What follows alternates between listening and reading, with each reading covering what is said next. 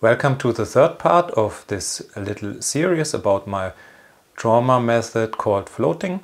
Floating is a group trauma transformation process, and I've started to explain it in English also.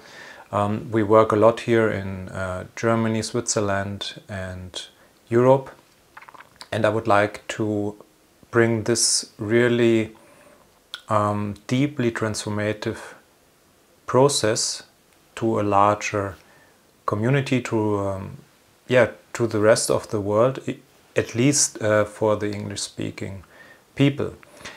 And I have explained in the first two videos the basics of this work, and this is done for therapists mainly, but also for all people who are interested in dissolving developmental and attachment trauma.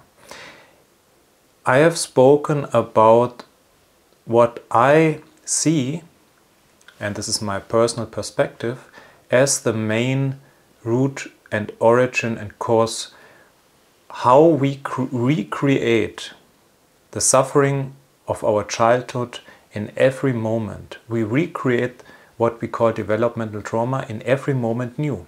Actually, it has no connection to the past. We recreate it all the time, and in the first two videos I explained how we do that.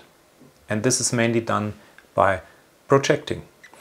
And in this video now I would like to bring some more detail how to dissolve that, and also talk about the magic, because I call this series relationship magic. So there's really some magic in all this relationship and communication, and yeah, it's actually the gateway to spirituality.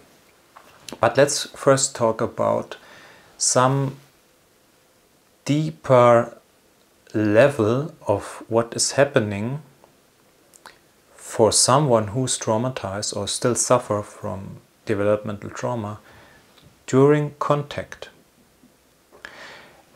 And what is happening there, and what we do in the floating process, is not only find out and look into our minds to find out what we project, we also find out what is the trigger for this projection. So as soon as we have identified our projection and have asked if it's true or not, then we even can go a step further and look what kind of imprints from the other via the senses triggers this projection. And for example, what we hear often is the kind of gazing, or the position of the body, or the voice. Yeah. So we look for the trigger during the contact that fuels, in a way, not fuels, but that triggers the projection.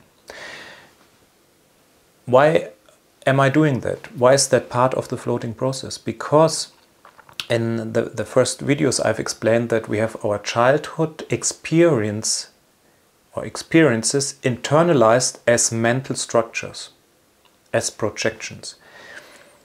And the experience as a child consists of imprints of the senses and the experience of the relational patterns to the surrounding, to the parents, and additionally, of course, the physical reaction. So we have an imprint, and this is deeply connected, deeply ingrained in the nervous system. These kinds of imprints and the destructive relational patterns, the experience of developmental and or attachment trauma. And during the floating process, we find out what has been connected. So we find out what is the trigger, what does a participant believe as a proof for his projection. And as an example, again, we could hear something like, well, the way you stand now proves for me that you are going to manipulate me. Or the type of your voice, or how you speak, the voice, the sound, proves to me that you will attack me. So we bring together the trigger and the projection of dangerous reaction, defense reaction of the other. And again, if we have found out what's the trigger, what we identify as a trigger, we can ask. And a typical question is, for example, is there a connection between your body position and my idea that you will attack me? Is there any connection? And of course the other person, the projection partner, will say, no, there's absolutely no connection. He may even explain more why he's in that body position. Maybe he says, oh, I have some pain in the right knee and this position is most comfortable for me. So we hear the actual reason, yeah, and this cuts this connection that is ingrained in the nervous system of the one who's projecting.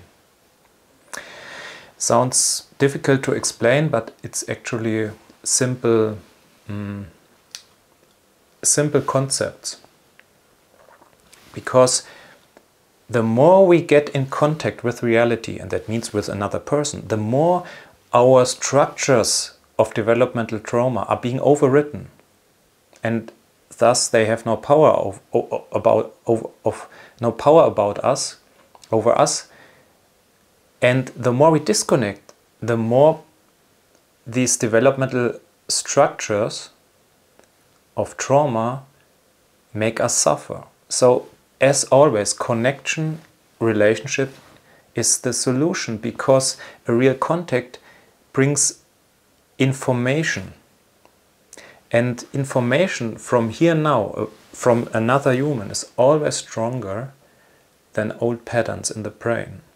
And this is how we can override this idea. Basically, trauma is all about ideas, about concepts.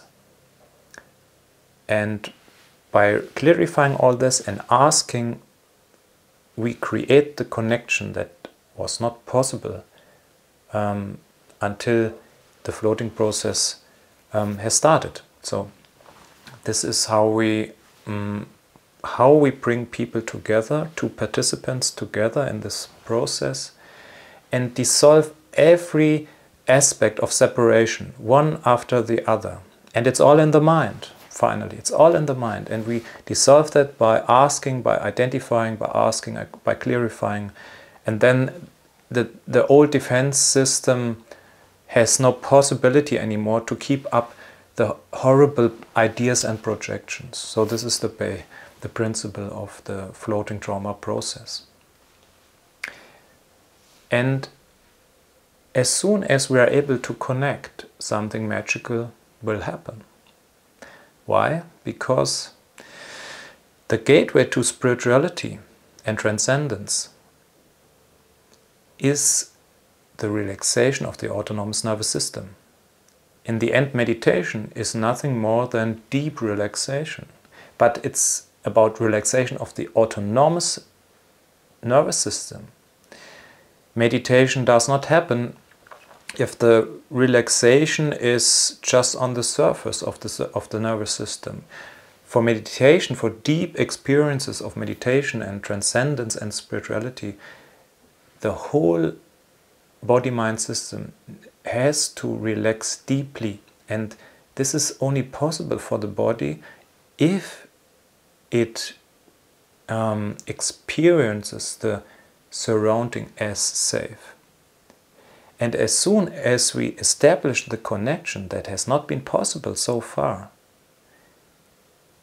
the body realizes that the danger of the childhood is over. And not only over in this situation, but over in general. And this creates a deep, or that leads to a deep relaxation that someone may never have experienced before. And with this relaxation, meditation happens almost automatically. this opens the energy channels, the energy centers, and then we enter a new level of consciousness and fulfillment. And it's all by following the biology, by completing and helping the biology to complete the trauma and build the connection that was disrupted in childhood. And this at the same time is, as I said, it's the gateway to spirituality. So trauma healing is the door to true spirituality. And if we try to enter meditation and spirituality without trauma healing, then we try to bypass the biology, which is not possible. The biology, the stress in the body, the suffering by unhealthy relationships will always bring back the identification with the body-mind system. Because it's suffering, because it needs attention. That's why we can't bypass trauma by meditation. It is not possible. So, this is the third part of the floating series. I hope you have got some understanding what we do, how and why, and also as a therapist you may have an idea how to address trauma in a new or in a different and more efficient way. If you want to read more about that, my German handbook about the floating process will be published in a few weeks.